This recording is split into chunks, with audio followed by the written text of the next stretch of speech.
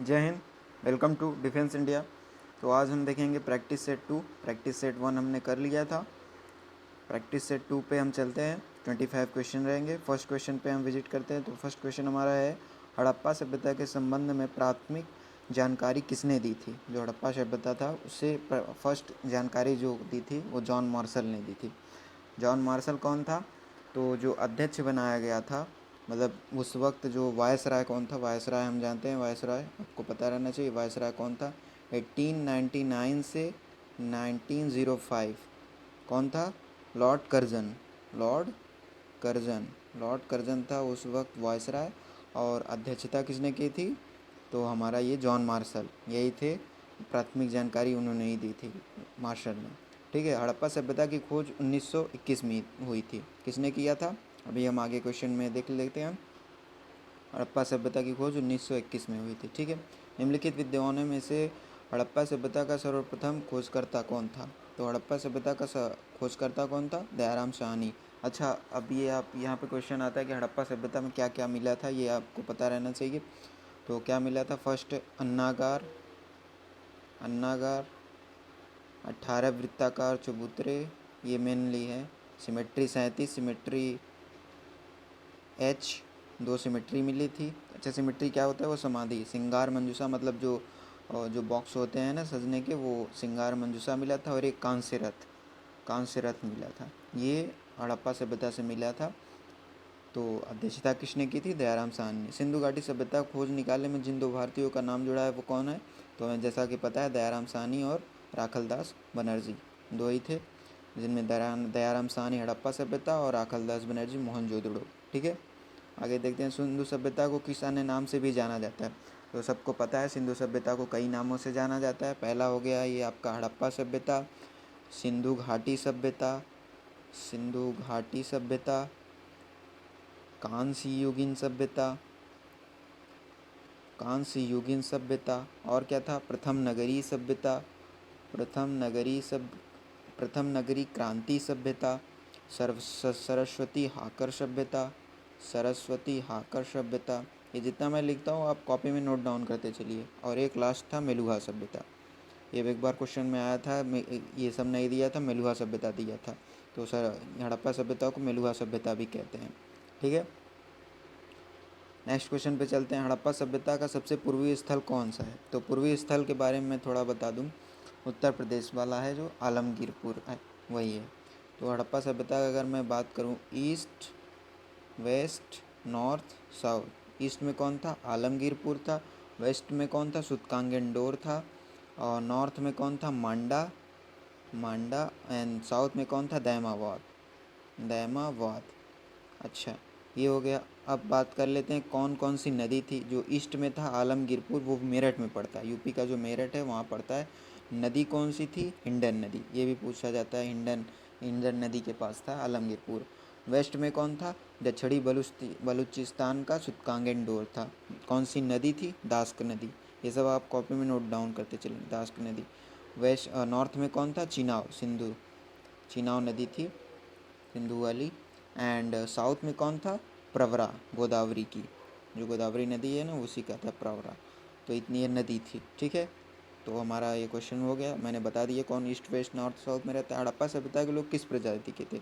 तो भूमध्य सागरीय प्रजाति के हड़प्पा सभ्यता के लोग थे। हड़प्पा सभ्यता निम्नलिखित में से किससे संबंधित है? तो कांस्य युगीन, मैंने पहले बताया था जो नाम था कांस्य युगीन। कौन कौन सा नाम था? सिंधु घाटी सभ्यता, हड़प्पा सभ्यता, कांस्य युगीन, प्रथम नगरी क्रांति, सरस्वती हाकर और मेलुहा सभ्यता।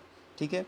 ये हो गया आपका हड़प्पा सभ्यता की इतने बारे में ज़्यादा। नेक्स्ट क्वेश्चन पे चलते हैं। पृथ्वी जो है, पृथ्वी से बढ़ती दूरी के अनुसार ग्रहों का निम्न में से कौन सा क्रम सही है? तो हमें पता है, हमें एक ट्रिक मैं बता देता हूँ कैसे रटेंगे। My very educated mother just सोस अस 9 प्लेनेट। प्लेनेट तो लास्ट होगा प्लूटो, तो वो उसे निकाल दिया है। माई यम से मार्स, सॉरी मरकरी, वी से विनस, ई से अर्थ, फिर Mars, Jupiter, Saturn, Uranus, Neptune. ये हो गया। तो कह रहा है कि पृथ्वी की जो बढ़ते, पृथ्वी मान लीजिए हमारा सन हो गया, यहाँ पे अर्थ हो गया कहीं। तो कह रहा है पृथ्वी से बढ़ते हुए क्रम में सबसे पहले कौन सा आया था? ये थोड़ा सा यहाँ पे ऑर्डर देखेंगे क्योंकि डिस्टेंस निकालना पड़ेगा, तो डिस्टेंस आपको पता रहना चाहिए कौन सा पास है। तो सबसे पास में कौन सा है, शुक्र वेनस, फिर उसके बाद मार्स पड़ता है, फिर बुध है, फिर जुपिटर है, मरकरी जो होगा। तो ये 4 हो गए, पहले वीनस पड़ता है, फिर मार्स, फिर जो ये सॉरी पहले वीनस, फिर मार्स, फिर मरकरी, फिर जुपिटर, मतलब शुक्र मंगल बुध बृहस्पति पास पास में, मतलब बढ़ते हुए असेंडिंग ऑर्डर में। परिक्रमा में पृथ्वी दोनों के दोनों ओर बहने रहने वाला ग्रह कौन सा है, तो मैंने बताया था माई वेरी एजुकेटेड मदर, अर्थ हो गया। अर्थ के पास कौन सा है, विनस एंड मार्स, ठीक है, 2 ही थे, एक विनस था एक मार्स था, ठीक है। एक सेकेंड, नेक्स्ट क्वेश्चन पे चलते हैं। सुमेलित कीजिए, सही उत्तर चुनिए, मतलब यहाँ पे सही उत्तर कौन कौन सा है। यहाँ पे आपको सौरमंडल का सबसे छोटा ग्रह हमें पता है बुध है, सौरमंडल सबसे बड़ा ग्रह बृहस्पति, सौरमंडल से सूर्य से दूसरा स्थान ग्रह कौन सा है, विनस, माई वेरी एजुकेटेड वाला है, यही कर लेंगे। सूर्य से सबसे दूर ग्रह नेपच्यून पता है। अच्छा, ये तो हो गया।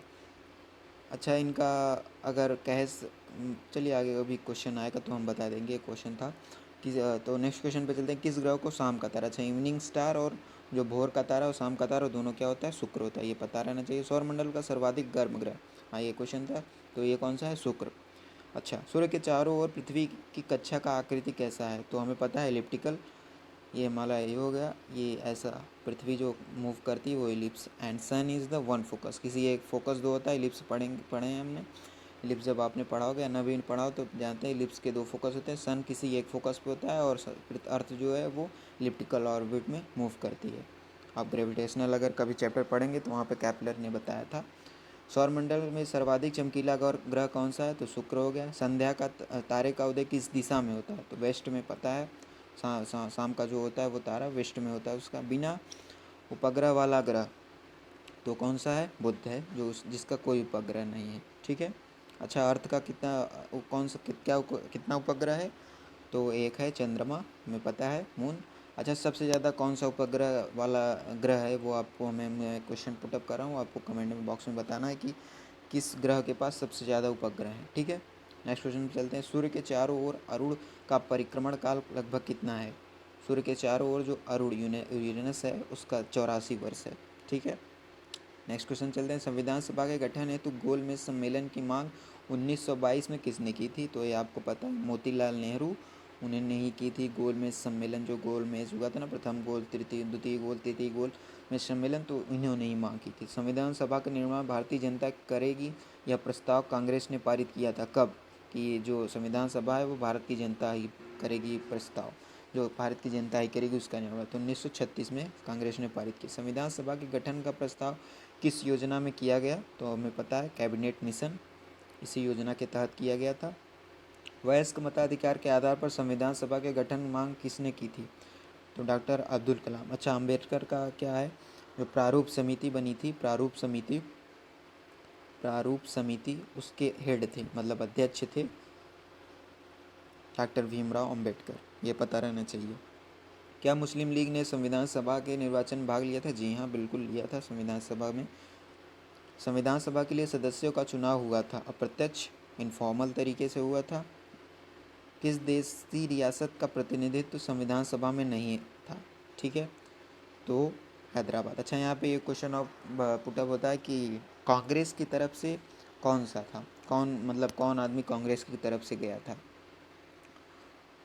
ठीक है, ये आप क्वेश्चन बता देंगे। ये क्वेश्चन हमारा लास्ट था।